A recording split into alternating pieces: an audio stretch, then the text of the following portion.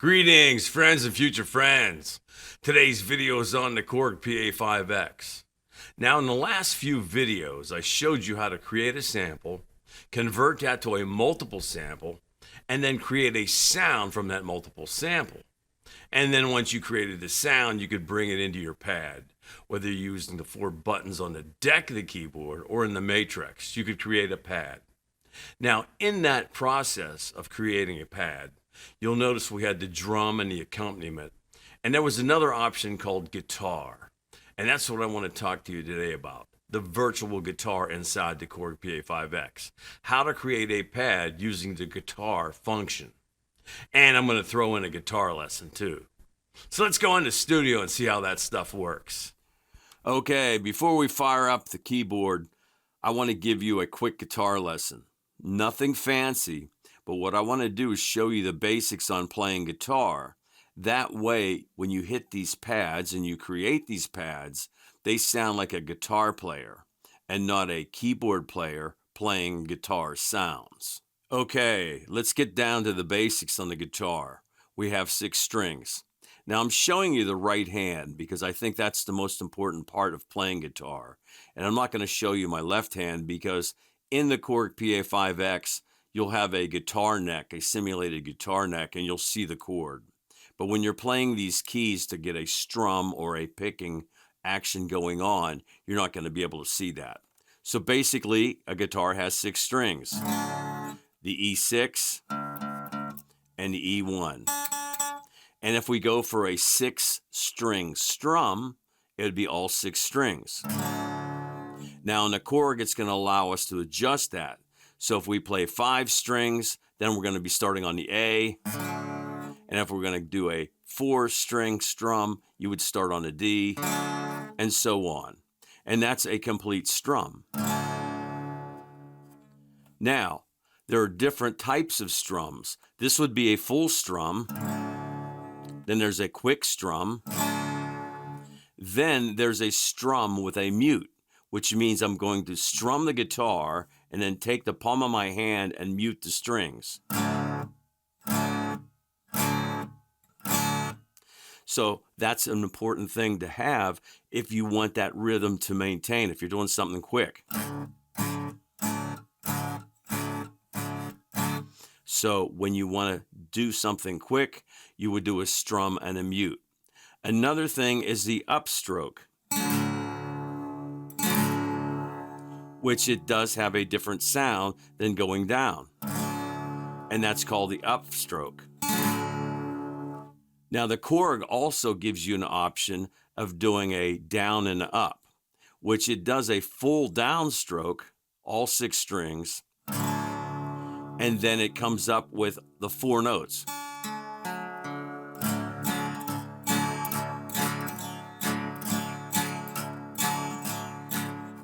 And that's a down strum with an upstroke. So the Korg will allow you to bring in other functions with that strum. So if I'm playing a G chord, a G bar chord, what I can do, and the Korg will allow you to do, is add a strum, and you can actually add a note. So I'm actually going to play the G on the E string and the D on the A string, and you can add those notes with your strum.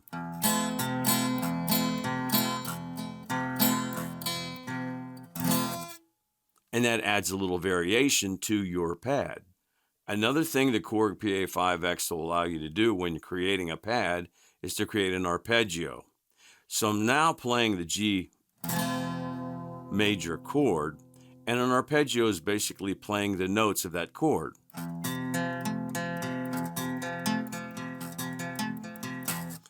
And you can actually play that in your pad. Create an arpeggio with 4 notes or more.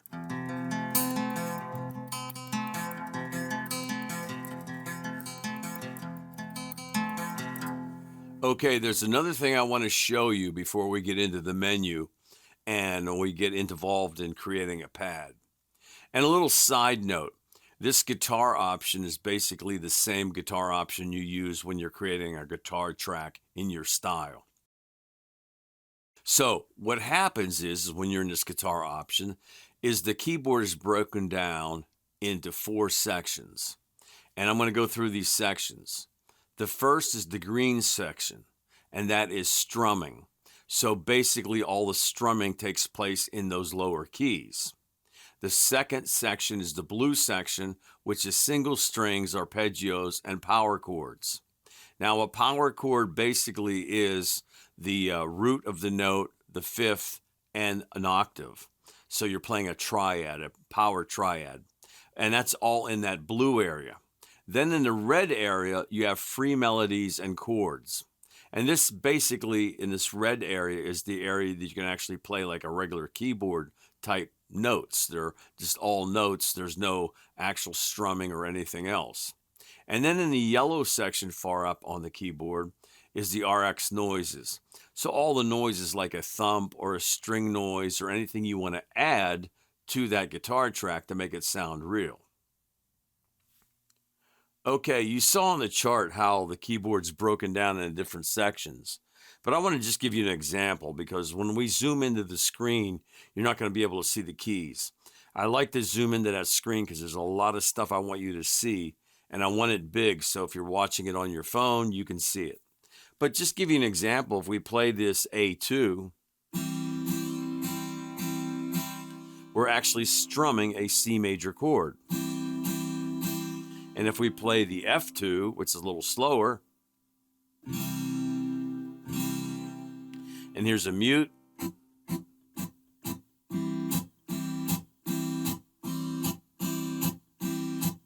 we come up here and play a power chord. So if I play this C up here,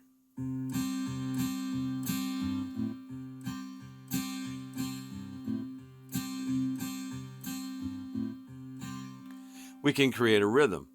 And there's all different things going on here. Now, up higher, you're playing your arpeggio, so these are free notes. And you can actually create arpeggios if you wanted to.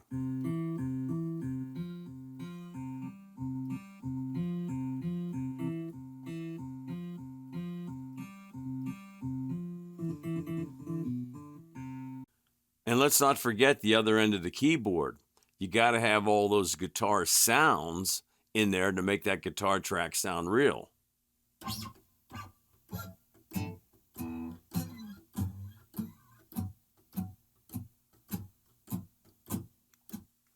Okay, I've got the keyboard all fired up and I got the camera all zoomed in on the screen. So let's create a pad. So we hit record edit, we hit new pad, and it brings us up to this screen. Now the first thing you're going to see is that none of this is lit up, because what it does is naturally it defaults to a drum setting. You're even going to see over here that the guitar mode won't even light up. It's because it's naturally in a drum setup. So we'll hit menu, hit pad type and control, brings us up to this screen, and now we're going to come over here and we're going to hit guitar. And also make sure this is repitch. Because remember, what we want to happen is when you play a chord, we want this sample or this sequence to not only change in the timing, but also the change in pitch. So it corresponds with the chord that you're playing. And once we've got this all set up, and remember we can come back to it later.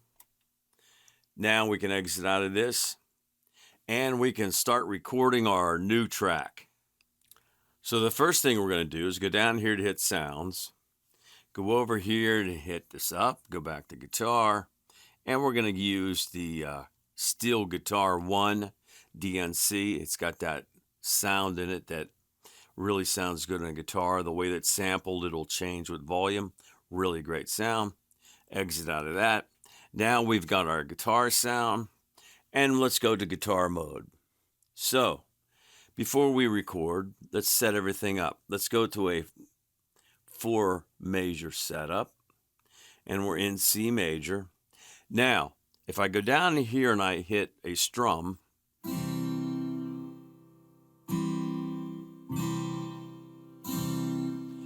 you can see that we're hitting all 6 strings, and we're in C major, and right here it is the high note and the low note. So what we can do is actually change things.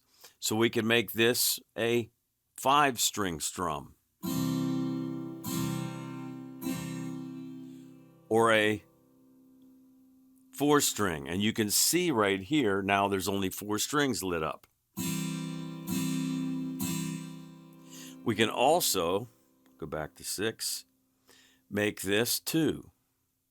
Now, what's going to happen is it's going to go from the 6th string to the 2nd string, which would be the B string. And if we made this 3, it's only going to go from 6 to, well, we didn't get the 3 there.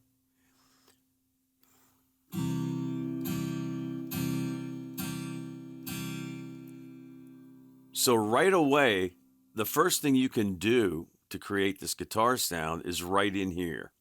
How do you want that guitar strum to sound? You know, we go all the way to the 1 and go to the 5, which sounds really good. We are now going to play a strum.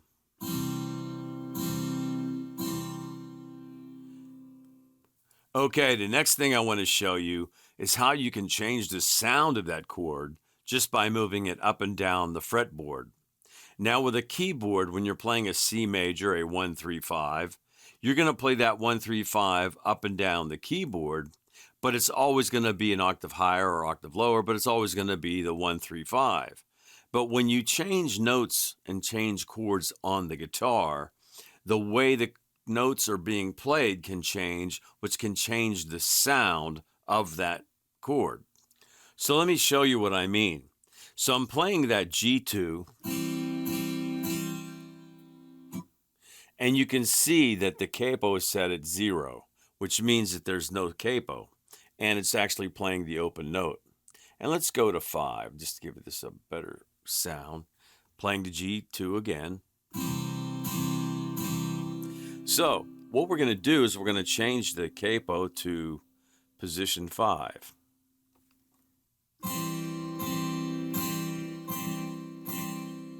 You can hear it difference in the sound. And let's go to 7.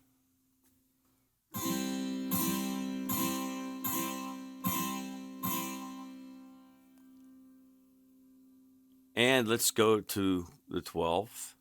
And this time, let's make it only a 4-string strum. I'm still only hitting the G2, but now the strum has changed because now we're playing it on the 12th fret, and we're only playing 4 strings.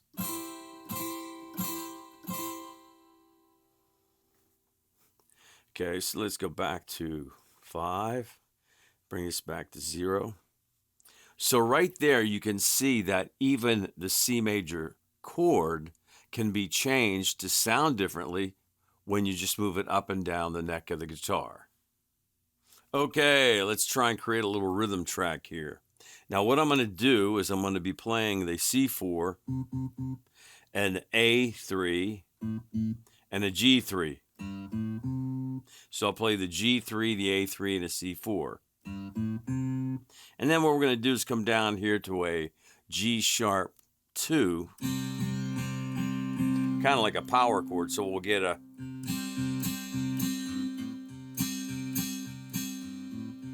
and let's bring the tempo down to 100. It looks good. Make sure the metronome's on.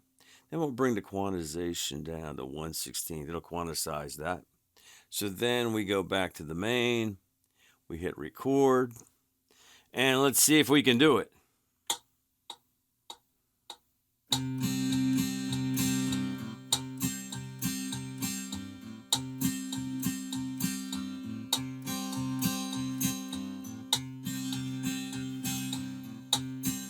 All right, let's quantize that, let it quantize. Now let's play it back, see what it sounds like.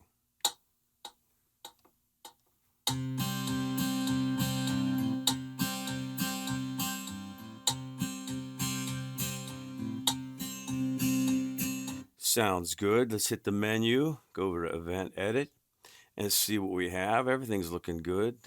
Everything, nothing too high. Maybe that 113 will bring down to like a 100. 100.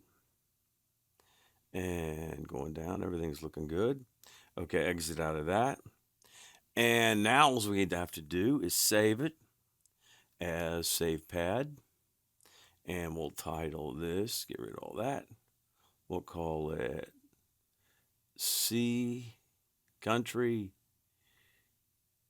GTR Pad, PAD, Country Guitar Pad, and go OK. C Guitar Pad, save, and there you go. So now we exit out of all this. Okay, let's see how that pad sounds. We'll bring it up. We'll come up here and go User, C Guitar Pad, Country Guitar Pad, exit out of that. We brought it up, and if we push the button on the pad 1 on the deck of the keyboard. Oh, playing it too fast. That's right, because we have the tempo of Chain of Fools to 133. So we'll back the tempo down to 100 and play it again.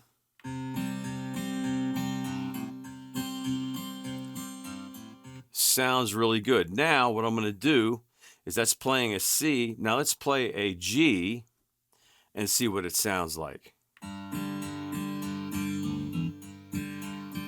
So what I'm going to do is I'm going to play a G major, a C major, and a D major, and let's see how it fits.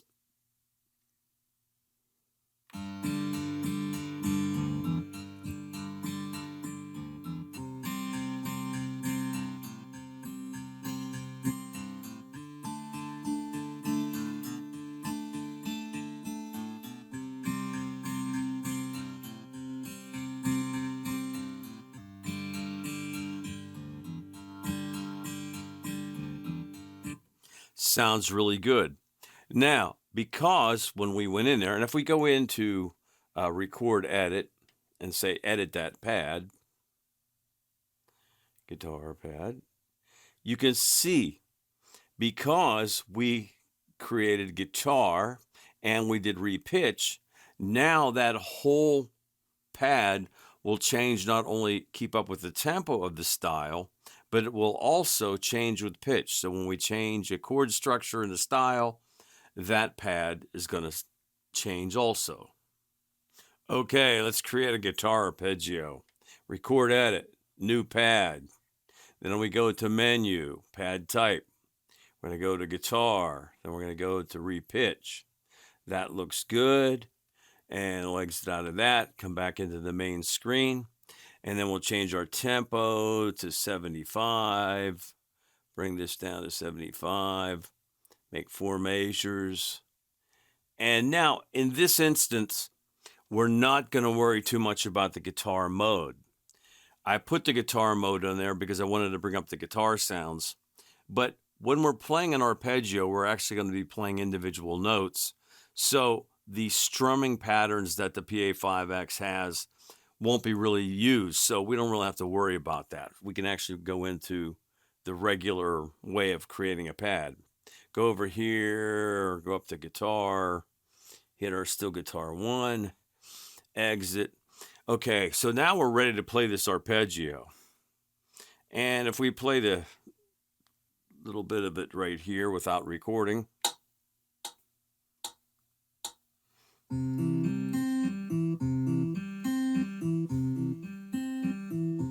Sounds good.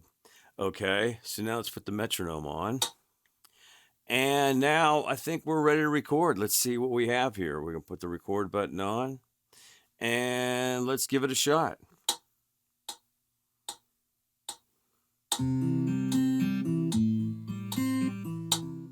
Oh, we made a mistake already. We got to make sure we go up here and go to 1/8 note triple. I just noticed that before we started to record. Because this arpeggio is going to be in more of a triplet, 3 beats per beat, 3 hits, 3 notes per beat. We want to make that a triplet. So let's make that triplet. Let's delete what we recorded there.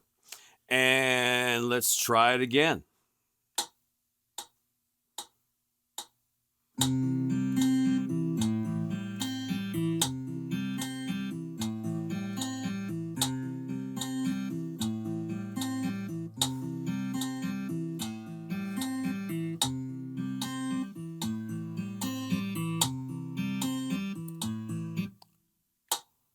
see what it sounds like.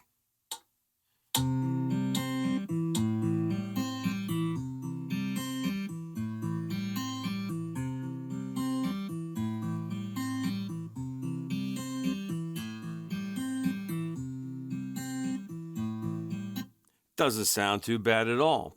We could go into the menu, go into event sheet, see if there's anything that stands out. No, everything seems pretty good within the, maybe we'll bring this up. Bring this up to maybe 80. Make sure everything's cool, looking good. And we're gonna bring this down to 80. Okay, and let's see. I don't see anything that sticks out. So exit, play it again.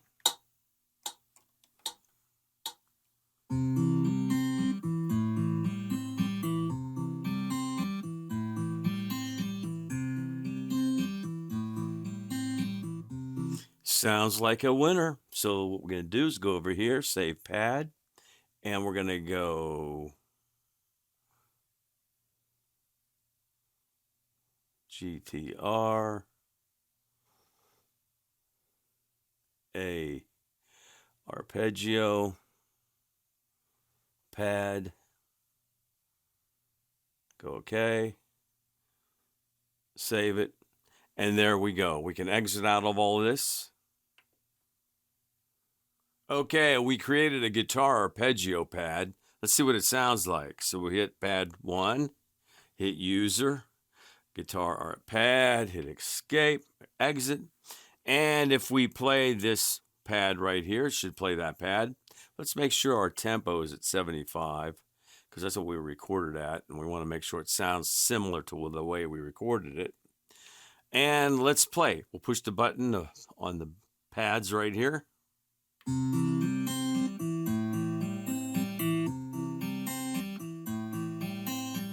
Sounds great. Now let's just change the tempo to make sure that the pad sequence stays up with the tempo.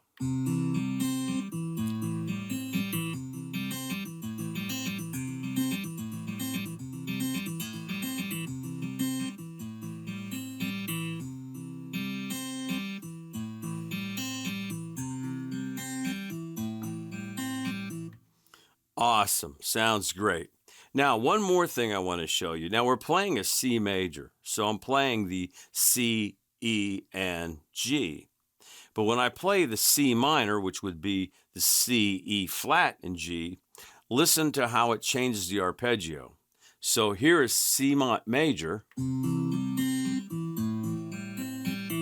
I'm going to go to C minor.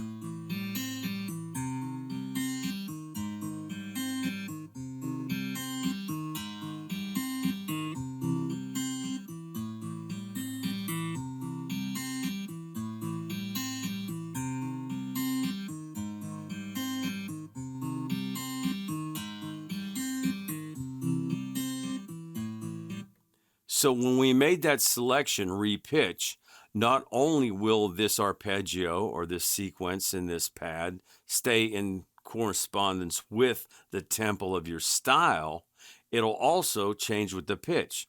So if I'm playing a C major, I play a C minor, it's going to find that. Because if you remember in the previous videos, we recorded a 1-3-5. Well, 1-3-5 would be C, E, G in the key of C major, but 1-3-5 would be actually C, E flat, G in C minor. So the Pa5x is looking at that saying, okay, you played these notes in that C major scale. Now I'm going to transpose that scale to a minor, C minor, and then that's what takes place. And you have these really cool things. And if I play the C minor to D minor, check this out.